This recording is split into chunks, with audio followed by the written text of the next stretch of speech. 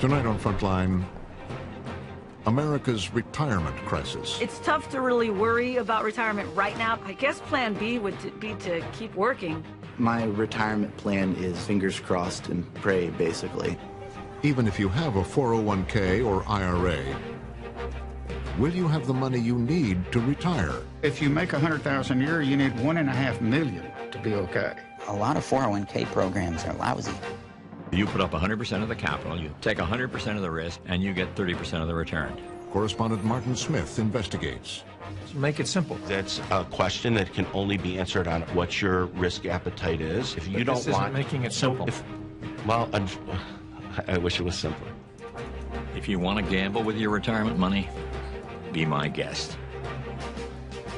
Tonight on Frontline, the retirement gamble. The 401k is one of the only products that Americans buy that they don't know the price of it. It's also one of the products that Americans buy that they don't even know its quality. It's one of the products that Americans buy that they don't know its danger.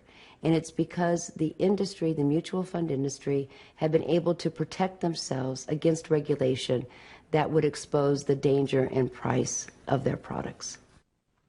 The effects of the current economic crisis have touched everyone. Even if you still have a good job and a paid-up mortgage, chances are your monthly 401k statement will remind you that you've lost a good chunk of your savings. Trillions of dollars have evaporated from those accounts that have become the prime source of retirement funds for a majority of American workers, affecting their psyche and their future. If you're still young enough, there's time to rebuild and recover. But if you're in your 50s or 60s or beyond, the consequences can be dire. And it's drawing attention to the shortcomings of a retirement system that's jeopardized the financial security of tens of millions of people. The fact is that the typical 401k investor is a financial novice. They don't know a stock from a line. And we give them a list of 20 or 30 mutual funds with really, really powerful names. You know, they sound like, gee, that's where I want to have my money. What are generally the quality of the mutual funds and 401k plans? Mediocre. I'm going to be real honest with you. With half the funds on the list, really dogs, what people would characterize as dogs, shouldn't be on the list to start with. There clearly has been a raid on these funds by the people of Wall Street, and it's cost the savers and the future retirees a lot of money that would otherwise be in their account, independent of the financial collapse. Representative George Miller of California is chairman of the House Committee on Education and Labor and a staunch critic of the 401k industry, especially its practice of deducting more than a dozen undisclosed fees from its clients' 401k accounts. Now you got a bunch of economic wizards jumping in and taking money out of your retirement plan, and they don't want to tell you how much. You can't decipher it in simple English, and they're not interested in disclosing it or having any transparency about it. And most of the people that look at their 401ks have no idea that these fees are being taken out. No. Where would you find it? Where would you find these fees in this prospectus? You can look on any page you want, and when you're all done reading it, and you will find some of the fees and the commissions here, but you won't find them all, and I bet you won't find half of them. There are legal fees, trustee fees, transactional fees, stewardship fees, bookkeeping fees, finder's fees, and the list goes on and on. Miller's committee has heard testimony that they can eat up half the income in some 401k plans over a 30-year span, but he has not been able to stop it. We tried to just put in some disclosure and transparency in these fees, and we felt the full fury of that financial lobbying. David Ray, a lobbyist for the 401k industry, says he favors disclosing the fees, but his partners in the financial industry don't. You think most people know these fees exist? I think they know that there are fees. They don't know exactly how large they are. Why do you think the financial services industry is opposed to fee transparency? I don't know that they're opposed to it. I think the issue is... You don't think they're opposed to it? Well, they want to keep... You're a lobbyist in Washington, right? You know they're opposed to it. George Miller hasn't been able to get a bill to the floor. I think they want to keep the systems as simple and not make changes. They like the way things are, and whenever you push people out of their comfort zones, you know, it's an issue. I mean, they're comfortable with the situation because they're making a ton of money, or they have made a ton of money. With us now to unveil this week's new issue of Time magazine, Time's managing editor, Richard Stengel. Rick, what are we looking at this week? Well, we're looking at a subject that is bothering millions and millions of Americans, 70 million Americans to be exact. It is the problem of 401ks and why we need to retire the 401k and why it's not working for millions of Americans. Yeah. So what do we do instead? Well, what we propose instead is a insurance pension plan, where instead of paying that money into a 401k, you pay it into an insurance plan that guarantees you a pension.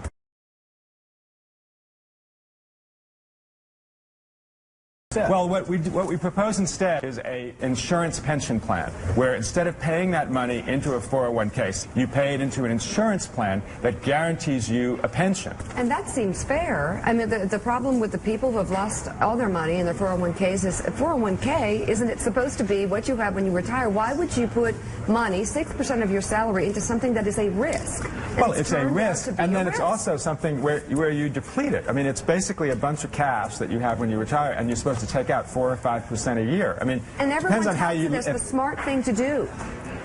It was for a long time. There's a whole business. I'm not sure it was. I mean, it's not even 30 years old, right? So you have a whole class of people who have grown up, these investment advisors who take this thing and are telling you to do something that nobody has tested or not. It's like a vaccine that they haven't really tested, and they don't know what the long-term influence. Let's switch gears to another way to eliminate huge taxes. Life insurance. Just so you know, I say it on every program, I do not sell life insurance. I don't sell stocks, bonds, funds, annuities. I'm a tax advisor and an educator. And as a tax advisor, I'm advising you to take advantage of the single biggest benefit in the tax code, and that is the tax exemption for life insurance. You've heard me talk about the incredible leverage and tax-free benefits of life insurance, all tax-free.